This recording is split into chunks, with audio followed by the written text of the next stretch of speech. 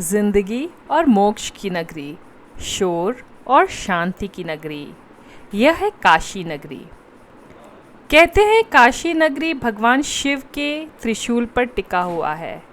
यह देवों की नगरी है। इसे बनारस या वाराणसी भी कहते हैं। इस नगरी में स्वयं शिवजी वास करते हैं। यहाँ पर काशी विश्वनाथ का बहुत ही फेमस टेम्पल है।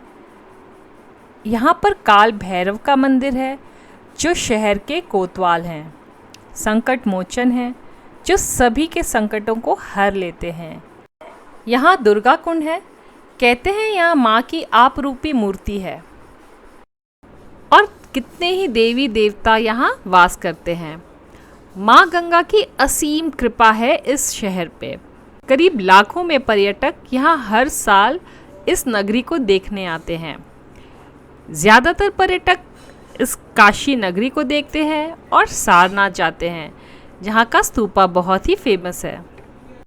वरुणा और अस्सी नदी यहाँ मिलती है, इसलिए इस जगह का नाम वाराणसी रखा गया। मान्यता है कि जो भी यहाँ आखिरी सांस लेते हैं उन्हें मोक्ष की प्राप्ति होती है। नमस्कार दोस्तों, स्वागत है आपका भोले बाबा की नगरी में, काशी में। आज इस वीडियो में मैं बताऊंगी कि आप यहाँ कैसे पहुँचे, कौन कौन से होटल्स हैं, धर्मशाला हैं, वाराणसी में क्या क्या अट्रैक्शंस हैं और क्या क्या एक्टिविटी आप यहाँ कर सकते हैं, और खाने पीने की चीज़ें क्या क्या मिलती हैं यहाँ। तो इस वीडियो को ज़रूर देखिए अंत तक। अगर आपने इस चैनल को सब्सक्राइब नहीं किया हो तो ज़रूर सब्सक्राइब करें। So let's get started. तो आप बनारस पहुँच सकते हैं बाय एयर। यहाँ का एयरपोर्ट है लाल बहादुर शास्त्री एयरपोर्ट, जो सभी मेजर सिटीज़ से कनेक्टेड है, वरना आप कनेक्टिंग फ़्लाइट लेकर यहाँ पहुँच सकते हैं। एयरपोर्ट मेन सिटी से 25 किलोमीटर की दूरी पे है। मेन सिटी में पहुँचने में आपको करीब 1 से 1.5 घंटे लग सकते हैं, क्योंकि बनारस में ट्रैफिक बहुत होती है। अगर आप ट्रेन से आना चाहते हैं तो ट्रेन की कनेक्टिविटी भी बहुत सारे मेजर सिटीज़ से है। आप ट्रेन से भी आराम से आ सकते हैं। और आप बनारस कैंट स्टेशन से, यहाँ पे है बनारस कैंट, और दूसरा है बनारस रेलवे स्टेशन। ये सारे शहरों से वेल कनेक्टेड है, और स्टेशन से सिटी आने के लिए बैटरी ऑपरेटेड ऑटोज़ या नॉर्मल ऑटोज़ और कैब्स भी उपलब्ध हैं, और रिक्शा तो है ही। यह सिटी हाईवे से भी वेल कनेक्टेड है। वाराणसी के अंदर आप घूम सकते हैं बैटरी ऑपरेटेड ऑटोज़ में। यहाँ आमतौर पर भीड़ बहुत होती है, तो आप बैटरी वाला रिक्शा ले लें, या आप नॉर्मल रिक्शा, हैंड पुल रिक्शा भी ले सकते हैं। मैं आपको सजेस्ट करूँगी कि आप यहाँ पर्सनल गाड़ी या बड़ी गाड़ियों से ना घूमें, क्योंकि इसके अट्रैक्शन तो इसकी गलियाँ ही हैं, और जहाँ आप रिक्शा या बैटरी ऑपरेटेड ऑटो से ही जा सकते हैं। बात कर लेते हैं अब होटल की। तो वाराणसी में धर्मशाला से लेकर के 5 स्टार होटल तक सभी उपलब्ध हैं। आप सेंट्रल वाराणसी में रुक सकते हैं, जहाँ पर बहुत सारे मेजर मंदिर हैं और खाने पीने की चीज़ें हैं। यहाँ पर धर्मशाला की स्टार्टिंग टैरिफ 500 रुपये है और होटल की टैरिफ 3000 रुपये है। आप चाहें तो नॉर्थ वाराणसी में भी रुक सकते हैं, जहाँ पर 5 स्टार होटल्स उपलब्ध हैं। ज़्यादातर होटल्स और धर्मशाला आप ऑनलाइन भी बुक कर सकते हैं। चलिए आप बात कर लेते हैं यहाँ के अट्रैक्शंस के बारे में। आप यहाँ क्या क्या घूम सकते हैं और क्या क्या एंजॉय कर सकते हैं। असल में बनारस घूमने के लिए 15 से 20 दिन भी लोगों को कम पड़ जाते हैं, और कुछ लोग तो यहाँ जीवन भर बिता देते हैं और फिर भी बनारस को अच्छे से एक्सप्लोर नहीं कर पाते। लेकिन चलिए बात करते हैं 3 से 4 दिन की आइटिनरी की। तो आप यहाँ देख सकते हैं काशी विश्वनाथ मंदिर, जो कि है गुदौलिया पे, और लोग इसे देखने के लिए दूर दूर से आते हैं। 12 ज्योतिर्लिंगों में से एक ज्योतिर्लिंग है, और 51 शक्तिपीठों में से एक शक्तिपीठ भी है। और उसके साथ बगल में ही है काल भैरव का मंदिर, थोड़ी दूरी पे है, जहाँ आप देख सकते हैं काल भैरव को भी, जो कि है बनारस के कोतवाल। बनारस पॉपुलर है, बहुत ही फेमस है अपने घाट्स के लिए। तो यहाँ पर सीढ़ियाँ बनी रहती हैं नदी के किनारे, और घाट्स बने हुए हैं, यहाँ पर बोटिंग की जा सकती है। तो यहाँ का सबसे पुराना घाट है दशाश्वमेध घाट। दशाश्वमेध घाट को बनाया था बाजीराव पेशवा ने 1740 में। इसके बाद 1774 में इंदौर की महारानी अहिल्याबाई होलकर ने इस घाट को दोबारा बनवाया। यहाँ पर मेन अट्रैक्शन है शाम के समय बैठकर गंगा की आरती देखना। और अभी रिसेंटली बना विश्वनाथ कॉरिडोर भी बहुत ही पॉपुलर है और बहुत ही खूबसूरत। फिर है अस्सी घाट। सुबह और शाम की आरती का आनंद आप यहाँ ले सकते हैं और बोटिंग भी कर सकते हैं, और सनसेट या सनराइज़ दोनों ही यहाँ पे बहुत ही खूबसूरत होता है। और ऑफ कोर्स सुबह है बनारस का भी मज़ा लिया जा सकता है। अन्य घाट हैं राजघाट, दरभंगा घाट, इस तरह से करीब 88 घाट्स हैं। आजकल क्रूज़ राइड की भी फैसिलिटीज़ है और क्रूज़ का भी मज़ा लिया जा सकता है। और इसकी बुकिंग आप करा सकते हैं ऑनलाइन। अस्सी घाट के पास ही है संकट मोचन मंदिर, जो कि हनुमान जी का मंदिर है, और बगल में ही है दुर्गा कुंड। संकट मोचन में हनुमान जी की मूर्ति कुछ इस तरह से बनी हुई है कि उन्हें देखकर ऐसा लगता है कि वह अपने प्रभु श्री राम को ही निहार रहे हैं, श्री राम को ही देख रहे हैं।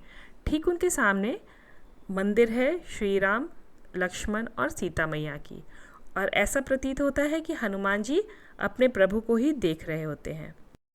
बगल में है दुर्गा कुंड। माना जाता है कि यहाँ पर माता दुर्गा की स्वयं उत्पत्ति वाली मूर्ति है। बगल में है लंका, जहाँ पर आप शॉपिंग कर सकते हैं, सामान खरीद सकते हैं, और साथ में है BHU गेट और BHU एंट्रेंस। तो आप BHU के अंदर जा सकते हैं। ये एशिया का लार्जेस्ट रेजिडेंशियल यूनिवर्सिटी है। ऐसी यूनिवर्सिटी जहाँ प्री प्राइमरी से लेकर पोस्ट डॉक्टरेट तक हर तरह की पढ़ाई होती है, चाहे वो आर्ट हो, कल्चर हो, म्यूज़िक हो, साइंस हो, टेक्नोलॉजी, आप जो भी सोच लीजिए, मेडिसिन, वहाँ सारी पढ़ाई होती है। इसे बनाया था पंडित मदन मोहन मालवीय ने 1916 में, और इसके लिए ज़मीन उन्हें दी थी वहाँ के नरेश ने, काशी नरेश ने। फिर एक पुल पार करके रामनगर आप जा सकते हैं, जिसमें है महाराज का पैलेस, जो आज एक पैलेस आप पूरा नहीं, फोर्ट है वो, रामनगर का फोर्ट है, जिसमें आधा म्यूज़ियम बन चुका है और आधा भी राजा की फैमिली रहती है वहाँ। तो काशी नरेश की फैमिली वहीं रहती है। पहले नदी क्रॉस करते थे रामनगर के लिए पीपा पुल से, यानी कि फ्लोटिंग ब्रिज था, लेकिन अब आजकल एक नया ब्रिज बन चुका है, वहाँ से आप जा सकते हैं। और बगल में ही है लाल बहादुर शास्त्री जी का घर, जिसको आप देख सकते हैं। उसे भी पब्लिक के लिए ओपन रखा गया है, उस समय की सारी चीज़ों को देखा जा सकता है। तो अगर आप बनारस में हैं तो रामनगर का किला मिस नहीं किया जा सकता, इसे आप ज़रूर देखिए। और फिर है सारनाथ, जिसका दर्शन तो अनिवार्य हो जाता है। सारनाथ का स्तूपा बहुत ही पॉपुलर है, वहाँ पे अशोका पिलर भी है जिसे देखा जा सकता है। और गौतम बुद्धा ने अपने एनलाइटनमेंट के बाद फर्स्ट प्रीचिंग, फर्स्ट सर्मन यही दिया था अपने फर्स्ट 5 डिसाइपल्स को। 5 उनके जो डिसाइपल्स थे उनको पहला सर्मन भगवान बुद्ध ने यही दिया था। तो इन सारी चीज़ों का आप मज़ा ले सकते हैं बनारस में। तो अब बात कर लेते हैं कुछ खाने पीने की। तो जितना रिच और जितना रिच अपने culture, religion, art, music, architecture पे में बनारस है, उतना ही रिच अपने फूड में है। बहुत ही ट्रेडिशनल और टेस्टी फूड। अगर आप अच्छा खाने के शौकीन हैं तो आपको बनारस के फूड्स को, स्पेशली स्ट्रीट फूड्स को ज़रूर एक्सप्लोर करना चाहिए। तो अगर आप लंका के पास ठहरे हुए हैं या अस्सी घाट के पास ठहरे हुए हैं तो आप ज़रूर एक्सप्लोर कीजिए चाची की दुकान की पूड़ी सब्ज़ी, कचौड़ी सब्ज़ी। हालांकि चाची तो अब रही नहीं, लेकिन दुकान उनकी अभी भी है, उनके बाल बच्चों द्वारा चलाया जाता होगा। तो पूड़ी और कचौड़ी का बहुत ही अच्छा कॉम्बिनेशन और अच्छा ट्रेडिशन है बनारस के नाश्ते में। हाँ, और जलेबी को कैसे भूल सकते हैं। कचौड़ी सब्ज़ी और जलेबी, बहुत ही ट्रेडिशनल ब्रेकफास्ट, आपको हर जगह अवेलेबल हो जाती है। और फेमस है वहाँ की लस्सी, जिसमें डालते हैं मलाई और ऊपर से रबड़ी, बहुत ही स्वादिष्ट। बनारस है तो बनारस का दही तो ज़रूर टेस्ट कीजिए, और रबड़ी भी अलग से लेना ना भूलिए। अगर बात करते हैं चाट और समोसे के, तो आप काशी चाट भंडार में आप समोसा चाट, टमाटर चाट, पालक पकौड़े चाट, दही भल्ला, वहाँ की कुल्फ़ी भी ज़रूर टेस्ट कीजिए। गुलाब जामुन भी खाना अनिवार्य हो जाएगा। 80 घाट पे आप पिज़्ज़ेरिया का पिज़्ज़ा ज़रूर खाइए। यह पिज़्ज़ा बना था भारत में पहली बार इन 1992। बनारसी पान, अगर आप बनारस में हैं तो बनारसी पान को तो बिल्कुल नहीं भूल सकते। तो बहुत सारे पान भंडार आपको जगह जगह पे मिल जाते हैं, लेकिन फेमस है केशव पान भंडार और चौरसिया पान भंडार। गदौलिया पे आपको मिल जाएगी मिश्राम्बू की ठंडाई।